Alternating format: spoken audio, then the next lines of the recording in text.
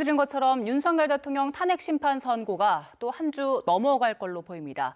다음 주로 넘어갈 경우에 이재명 대표의 공직선거법 위반 2심 선고와 겹칠지도 관심인데요. 법적인 쟁점들 김성수 변호사와 짚어보겠습니다. 어서 오세요. 안녕하세요. 네, 이제 윤석열 대통령에 대한 탄핵 심판 선고가 사실상 이번 주엔 어려울 걸로 보이고 다음 주로 넘어갈 거란 전망들 나오고 있지요?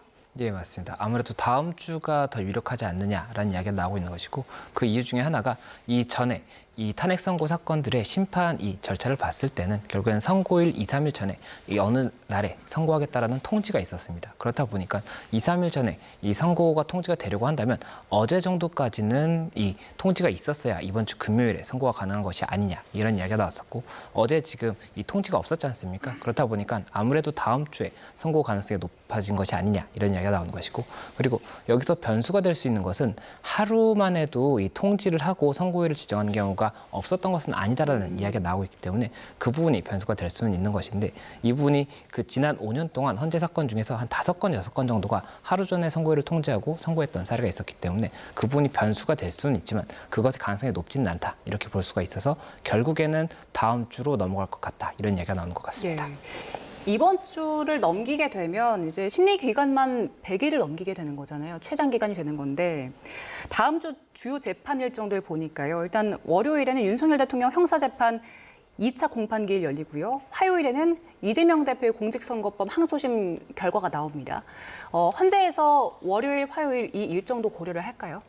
일단은 이 이재명 대표 사건과 관련해서 헌재에서 이 부분 정치적인 고려를 할 가능성은 높지 않다라고 생각이 되고 다만 이 윤석열 대통령의 이 형사 공판 준비기일 관련해서는 이 공판 준비기일 같은 경우에는 직접 출석 의무는 없습니다. 다만 지금 1판 공판 준비기일 당시에 출석을 했었던 사례가 있었기 때문에 만약 이 부분 기일이 겹친다라고 한다면 이것은 출석 문제 때문에라도 아무래도 이견이 있을 수가 있기 때문에 그 부분에 대해서는 아마 시간이 겹치지 않도록 고려할 가능성이 있을 것으로 보입니다. 예, 선고가 늦어지면 늦어질수록 우려도 커지고 있고 또 동시에 여러 가지 추측들 나오고 있잖아요. 다양한 추측이 나오는데 일단 재판관들끼리 견해가 아직 모아지지 않았다, 충돌하고 있다라는 분석도 있고 한덕수 총리의 탄핵 심판 선고와 그 시점을 고민하고 있다라는 분석도 있고요. 또 반대로 결론 나왔지만 조금 더 절차적 흠결을 없애기 위해서 고심을 이어가고 있다. 이런 분석들 나오는데 일단 변호사께서는 어떤 분석이 가장 가능성이 높다고 보세요?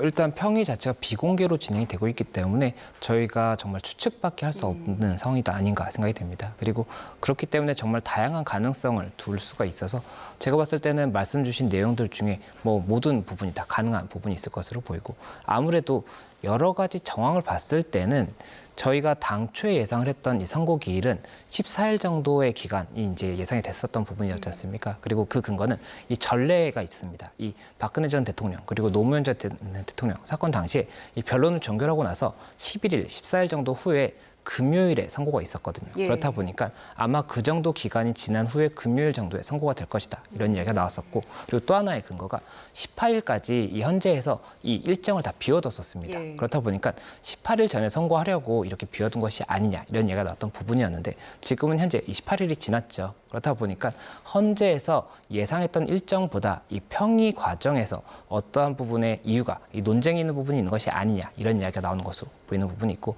또 한 가지는 말씀하셨던 것처럼 정말 평의에 대해서 어느 정도 이 결론을 마치고 그 다음에 이 판결까지도 다 마쳤는데 그럼에도 불구하고 이 결정문 자체가 굉장히 큰 파급을 줄 수밖에 없지 않습니까? 예. 그렇다 보면 이 결정문을 굉장히 더 다듬는 이런 작업을 하는 것이 아니냐 이런 이야기도 나올 수가 있는 것이고 또 이 결정문을 작성을 다 했다고 하더라도 이 파급을 고려해서 선고 일정에 대해서도 논의가 있는 것이 아니냐 이런 이야기도 가능할 수가 있기 때문에 정말 여러 가지 가능성이 있고 아직까지는 정말 다 추측의 단계이다 이렇게 말씀드릴 수 있을 것 같습니다. 예, 취재 내용을 좀 보니까요.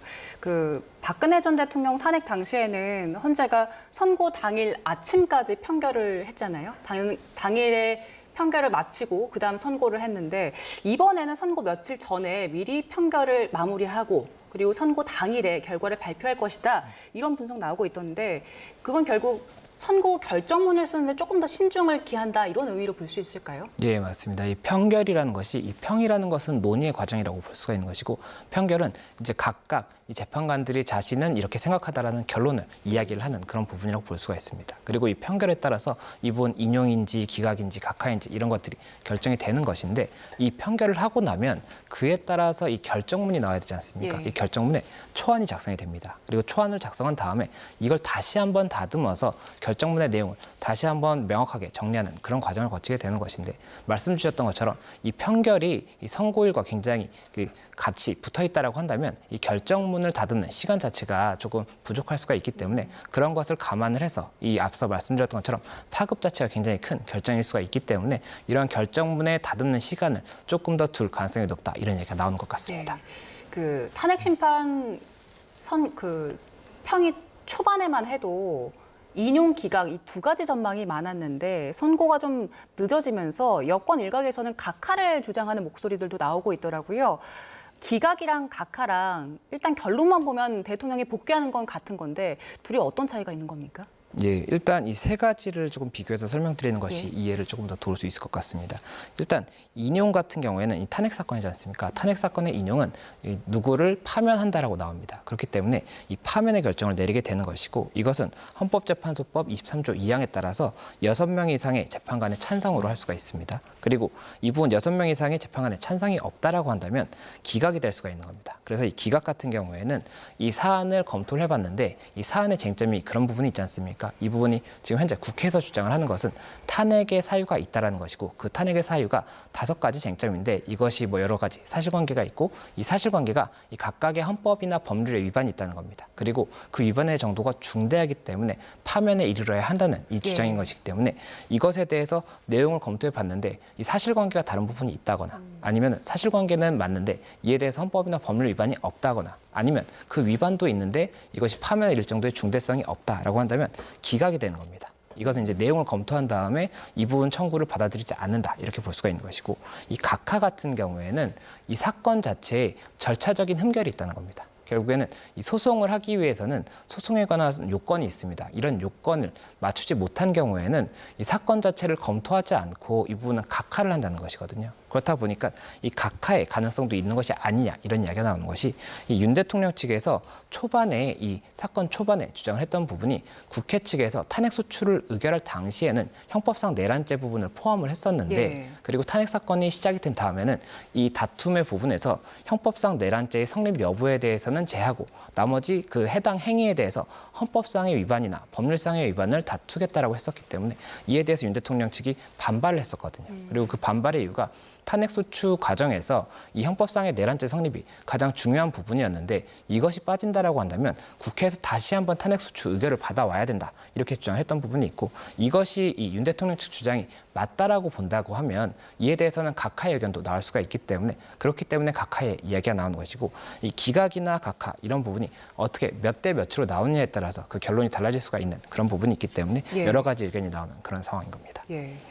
선고가 좀 미뤄지면서 우리가 감내해야 하는 사회적 비용도 점점 커지고 있는데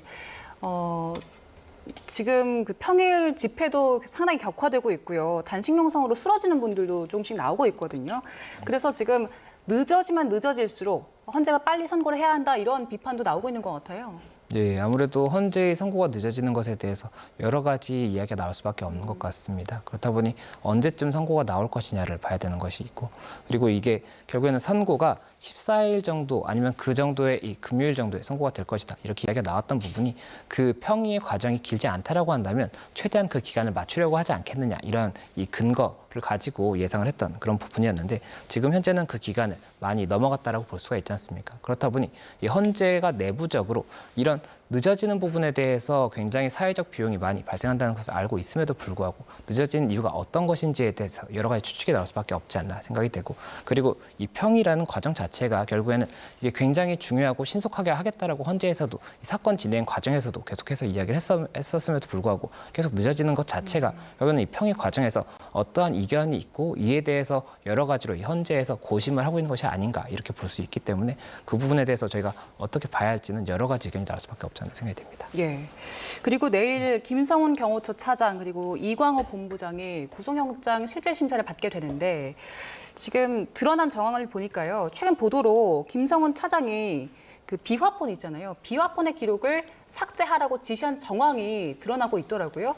경찰에서 그 포렌식을 통해서 원본 확보했다고요? 예, 맞습니다. 지금 보도가 나오는 내용을 봤을 때는 이 김성훈 차장이 이 휴대전화 이 포렌식을 한 결과 그 비화폰 삭제 관련 지시를 한 이런 정황이 담겨 있는 내용이 있다라는 그 보도가 나오고 있습니다. 그렇다 보니 그러한 보도가 맞다라고 한다면 아무래도 이번 구속영장 청구 당시 이 구속의 사유로 이제 검토를 하는 것이 어떤 것이냐면 범죄 혐의의 소명이 상당히 됐는지 그렇기 때문에 이에 대해서 뭐 관련 사실관계가 소명이 상당히 됐는지와 이 법리적인 이 부분에 대해서도 소명이 있는지 이런 것들이 있고 그리고 또 한 가지가 이 증거 인멸의 우려나 도주의 우려라고 볼 수가 있습니다. 그런데 이 증거 인멸의 우려로 볼 수 있는 정황이 어떠한 뭐 삭제를 하려고 했던 부분이 밝혀졌다라고 한다면 이에 대해서는 재판부가 이 당사자는 어떠한 사실관계와 관련해서 증거를 삭제할, 인멸할 우려가 있는 사람이구나 이렇게 보는 여지가 있다라고 한다면 구속의 가능성이 높아질 수 있는 부분이기 때문에 만약에 그런 사실이 있다라고 한다면 그에 대해서 재판부가 어떻게 볼 것인지를 봐야 되고 그것을 봤을 때 구속의 가능성이 조금 더 높아질 수 있는 정황이 될 수가 있기 때문에 그 부분 관련 어느 정도의 증거가 있는 것인지 이것이 이 주장만 있는 것인지 아니면 그걸 뒷받침하는 명확한 증거가 있는 것인지가 중요하지 않을까 생각이 듭니다. 네. 그리고 김성훈 차장이 그 검찰에 임의 증거로 보고서를 제출했는데 그 보고서에 원본과 다르게 비화폰 기록한 삭제 지시 내용도 그 포함 그걸 지우고 제출을 했더라고요. 이런 부분들로 인해서 그 서울고검의 영장실질심사위원회가 구속영장 청구하는 건 적법하다. 청구를 해라 이런 결론 내린 것 같은데 그러면 구속영장 내일 법원에서 발부를 할까요? 어떨까요?